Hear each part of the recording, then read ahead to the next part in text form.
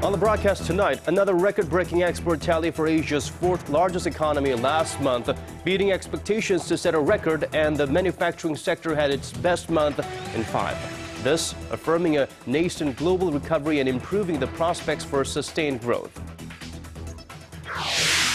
After a 14-year battle at courts both in Korea and Japan, 5 Korean victims in their 80s win a compensation claim against a Japanese firm accused of forced labor in the mid-1940s. We'll have more details on the landmark case. Summit diplomacy. President Park Geunhye leaves for an 8-day tour of Europe, seeking to boost trade with the European Union. But that won't be the end of the bilateral summits for President Park. Just days after returning home, she is set to meet with Russian President Vladimir Putin, who will be in Seoul on November 12th. Stay with us for these stories and more.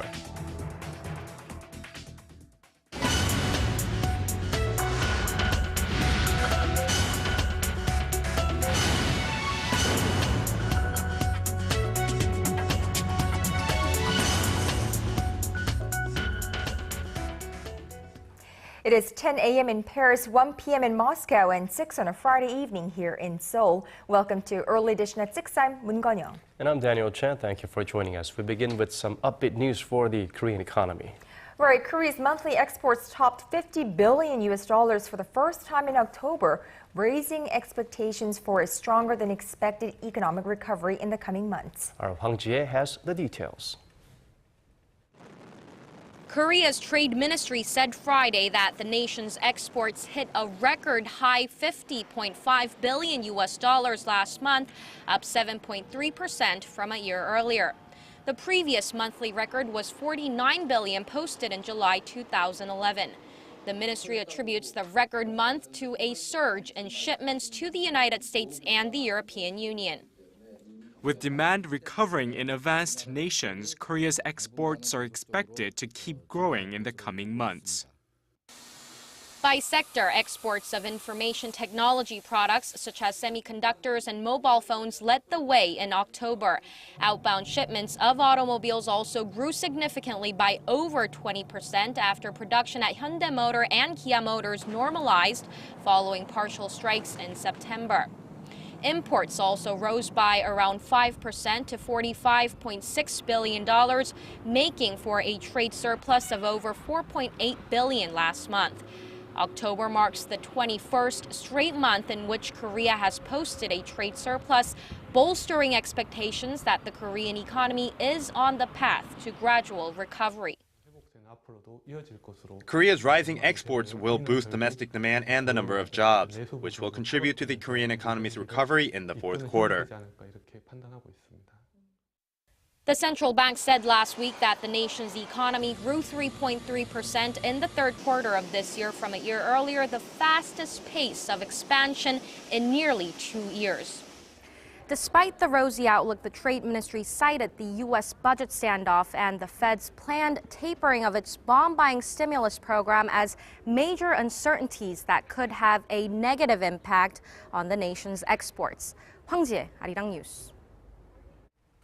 And staying with economic news, Korea's consumer prices grew at their slowest pace in 14 years in October, staying in the 0% range for the second straight month. Statistics Korea said Friday that the nation's inflation rate edged up just 0.7% last month from the same period a year earlier, slowing from a 0.8% gain in September. The figure marks the slowest yearly growth since July 1999, when consumer prices grew 0.3%.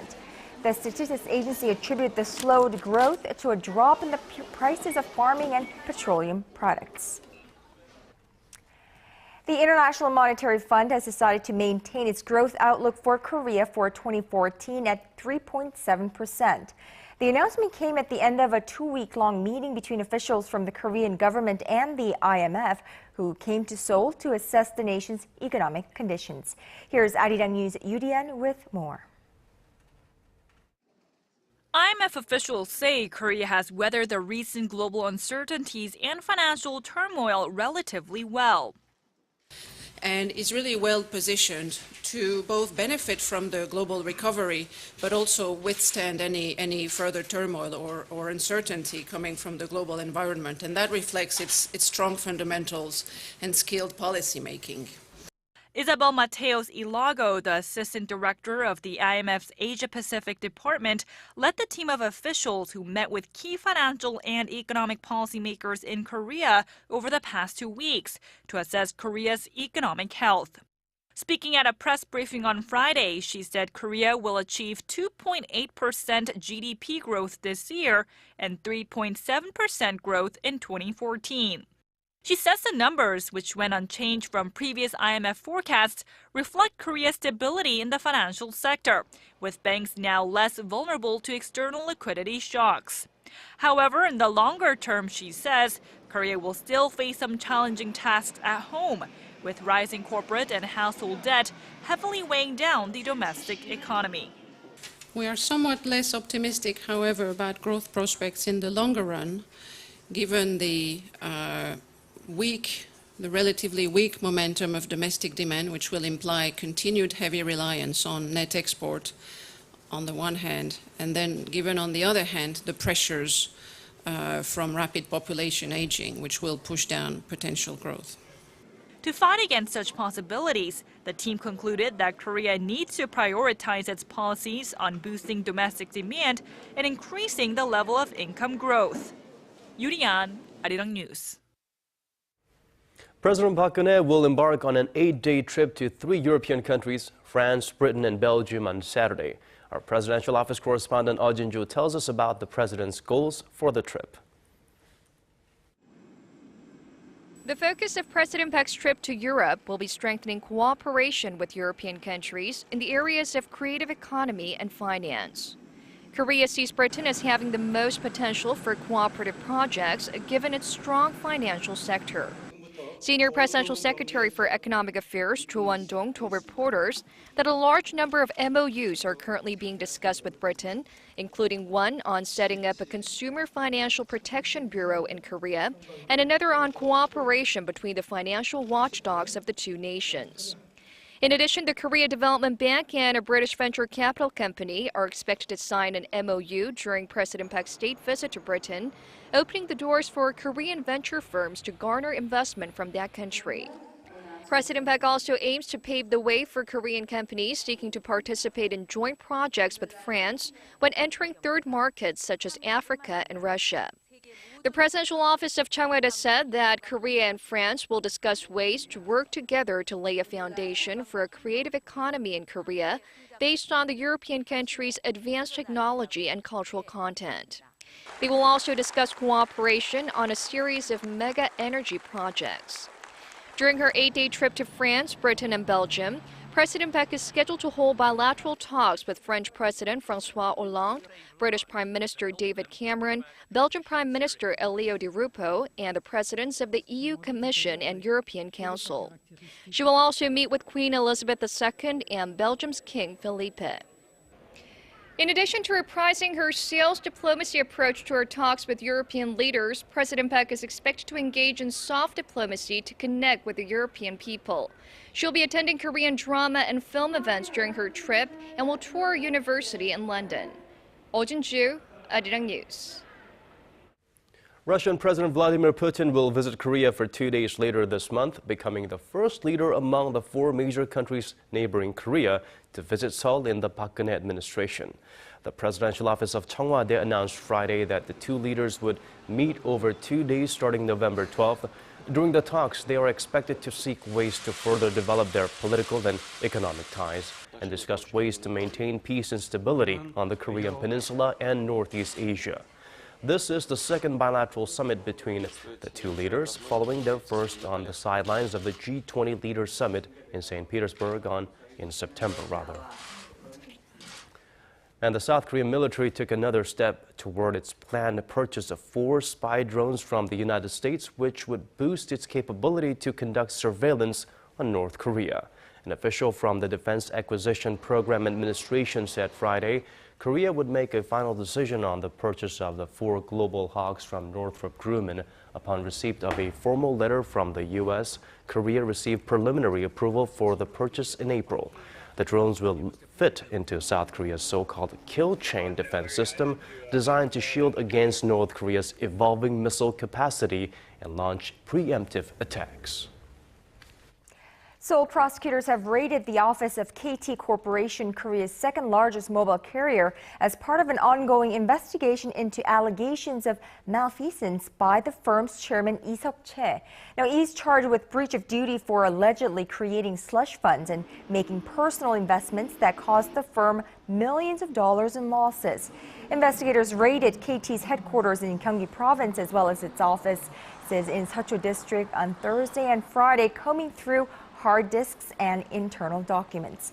The civic group People's Solidarity for Participatory Democracy and the National Union of Media Workers, both of which have pressed charges against Lee, claim the chairman's bad investment decisions cost KT some 87 billion won, that's roughly 82 million US dollars. The alleged meddling by the spy agency and the military in last year's presidential election dominated much of the National Assembly's audit of the government on Friday, which is the last day of the annual audit for most of the standing committees. The 20-day audit was the first one under the Park Geun-hye administration and the biggest to date, with more than 600 organizations under the microscope. Arirang News National Assembly correspondent Kim Hyun-ji reports.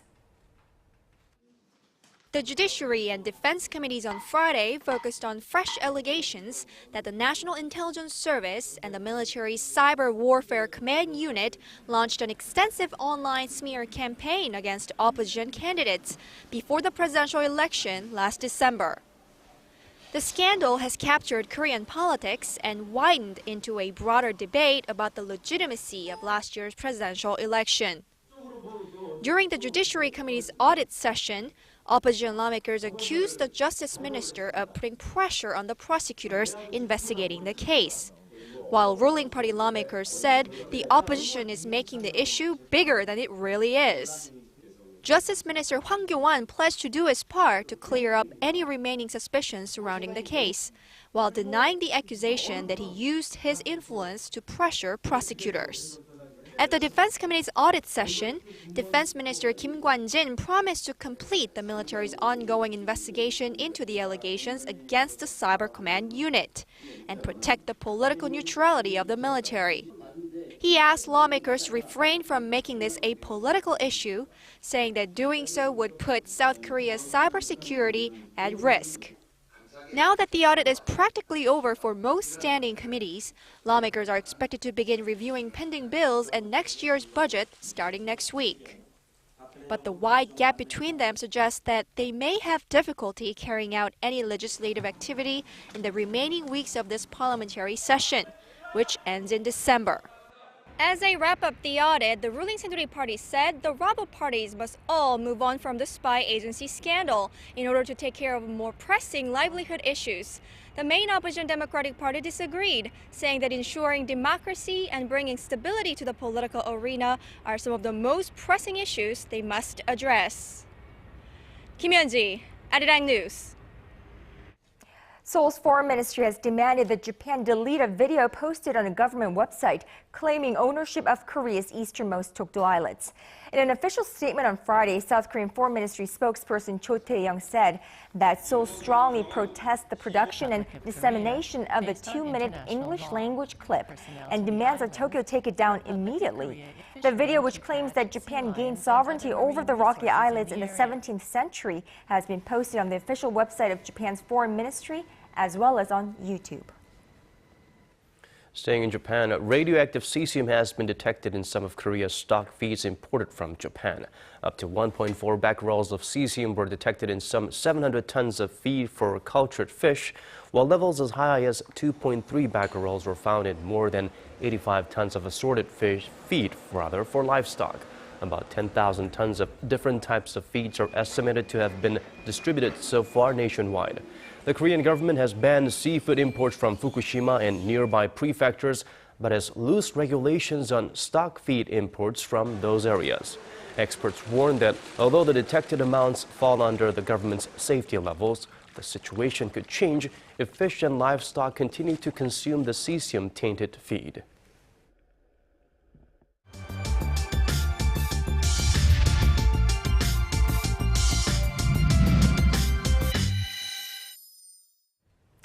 Forced laborers. Nearly 7 decades after Japan's occupation of Korea ended, Korean courts are handing aging victims a string of legal victories as the troubled history between the two countries becomes a growing source of tension, undermining modern bilateral relations. In a landmark ruling that could influence similar cases brought against Japanese enterprises by forced wartime laborers, a Korean court on this Friday ordered a Japanese steelmaker to compensate 5 Koreans. They were forced into labor in their early teens during Japan's 35-year-long colonial rule of the Korean peninsula. And to tell us more, we connect live with our Park Ji-won at the news center. Hello there, Ji-won. Hi, Geunhye and Daniel. Yes, Korea's Gwangju District Court on Friday afternoon ruled in favor of the 5 individuals who had filed compensation claims against Mitsubishi Heavy Industries. The court ordered the Japanese firm to pay the victims of forced labor some $140,000 per person in damages. The 5 women, mostly in their 80s, were forced to work for the company without pay for nearly a year and a half in the mid-1940s, right before Korea's liberation from Japan. The victims were in their early teens at the time, a violation of the international human rights norms of the era. The victims filed a compensation lawsuit against the Japanese government and Mitsubishi back in 1999 in a Japanese district court, only to have their case thrown out by Japan's Supreme Court in 2008.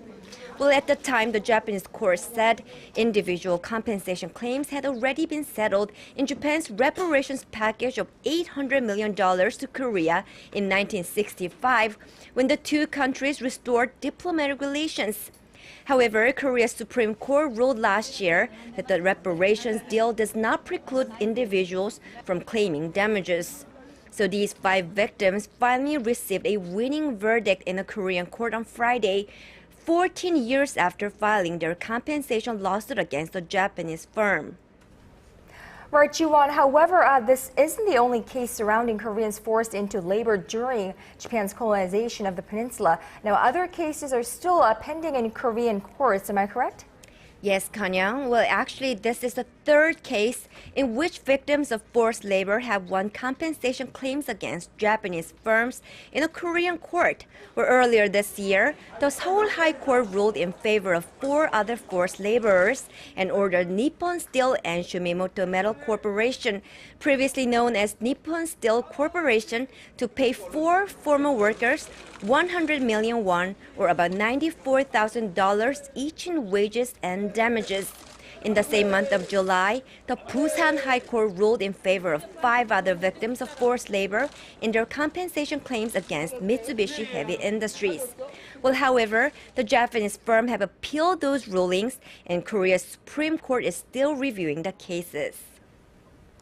Okay, so Ji-won, do rulings in Korean courts have a binding effect on Japanese firms, and what are the ramifications of the ruling? Well, Daniel, it's a little complicated. If the Japanese companies refuse to comply with the Korean court's final ruling, the plaintiffs can ask the companies' assets to be frozen in Korea or in 3rd countries. These companies have Korean branches or hold shares in some Korean companies, so there are ways to receive damages from them. The companies could also voluntarily decide to pay damages on their own, taking consideration the public relations effect of such a case. The Korean government says an estimated 150,000 Koreans were forced into labor between 1910 and 1945 when Japan colonized the peninsula. Well, many of them have died, but experts say at least 180 other victims of forced labor during Japanese colonial rule are also planning to file a compensation suit against Japanese firms in the future. So we can expect similar lawsuits to follow. Right, and the verdict this time could be used as a precedent for those lawsuits. 70 years too late, but better late than never, right? So thank you, Ji-won, for that report.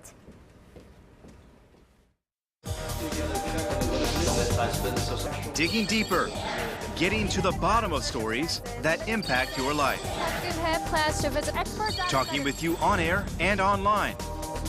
Connecting you with heroes and experts to help you understand the world's most pressing issues. News and current affairs at its best with Moon-gun Young and Daniel Che on Early Edition at 6. Now shifting gears to the economy, Korea's import prices rose by 2 points. Another day, another development in the U.S. spying scandal. This time, a report out of Australia claims the U.S. National Security Agency is using Australian embassies in Asia as hubs for its now not-so-secret electronic surveillance program. Arirang News' Kim Hyun-bin reports. A handful of Asian nations, including China, are demanding an explanation from the United States following reports Washington is engaging in electronic intelligence gathering at Australian embassies and consulates in their countries. The Sydney Morning Herald reported Thursday that Australian embassies in Asia, including the one in Beijing, were being used as part of a U.S.-led spying operation. They reported U.S. National Security Agency documents show the Australian government has been allowing the NSA to operate in its embassies in Indonesia, Thailand, Vietnam, China, and East Timor. The Chinese Foreign Ministry said the U.S. should abide by international law and regulations. China is extremely concerned about this report and asks that the U.S. offer a clarification and explanation. We also ask that foreign embassies in China and their staff respect the Vienna Convention and other international treaties and should not get involved in any activities that harm China's security and interests. The Indonesian government also summoned the U.S. ambassador in Jakarta to clarify the allegations. As the scandal continues to deepen, the man who sparked it all, former NSA contractor Edward Snowden, has found a job in Russia. A Russian lawyer aiding Snowden said Thursday that he will start work in November, providing support for a large Russian website. Kim Hyun-bin, Arirang News. Moving on to the tech realm, Google has released its latest smartphone, the Nexus 5, which comes equipped with the latest mobile operating system, Android 4.4, more popularly known as KitKat. The device comes in black and white and is slimmer and lighter than its predecessor, but with a larger display screen of 5 inches. The KitKat system is designed to work well on both high-end and cheaper phones. The Nexus 5 is now available online in 10 countries, including, of course, Korea.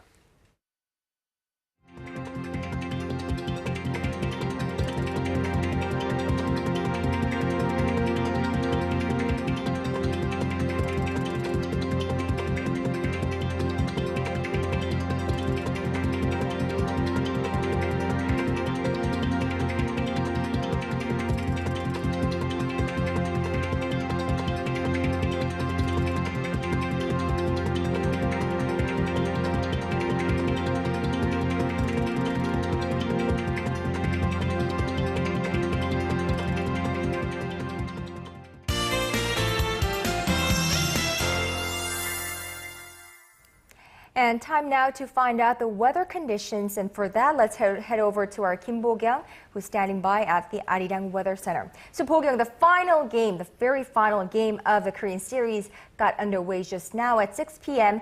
in Korea's southeastern city of Daegu. Is the weather cooperating with the players? Hello, Geunhye and Daniel. It's currently 20 degrees in Daegu with cool breezes blowing through, but the numbers are expected to drop as the game goes on. Well, it's good news for baseball fans. We don't have any more games left. It is the day a champion will be crowned. But what about for us? Tomorrow's weather. I hear we have some rain in the forecast. That's right, Daniel. Light passing showers of about 5 millimeters are forecast over the weekend. Now, tomorrow looks to be a cloudy day here in Korea. We're expected to see showers in the central regions along with North Jeolla and Gyeongsang provinces. So if you're in those regions, make sure to have a small umbrella with you and be careful on the roads. Other than that, the showers will gradually stop tomorrow night. But please keep in mind that we should continue to see showers in the central regions until Sunday. Taking a closer look at tomorrow's forecast, Seoul drops to 10 degrees in the morning before reaching 16 in the afternoon. Meanwhile, Gwangju and Busan should hit 21 and 22 degrees respectively. Moving on to other regions. Jeju starts off the day at 16 degrees before reaching 22 in the afternoon. Meanwhile, Dokdo and Mount Kumgang should peak at 18 and 9 degrees respectively. Well, that's all I have for you this hour. Hope you enjoy the rest of your evening, and I'll be back with more updates after 8. Thank you for that, Po-kyung. And that's all from us for this week. Thank you for watching. This has been Daniel Chen. And I'm Moon Geunhye. Thank you as always for being here with us. Hope you enjoy the first weekend of November. And I would like to remind you that there is yellow dust coming in from China tomorrow, so you might want to stay indoors. But enjoy your weekend, and we'll be right back here same time Monday evening. Good night.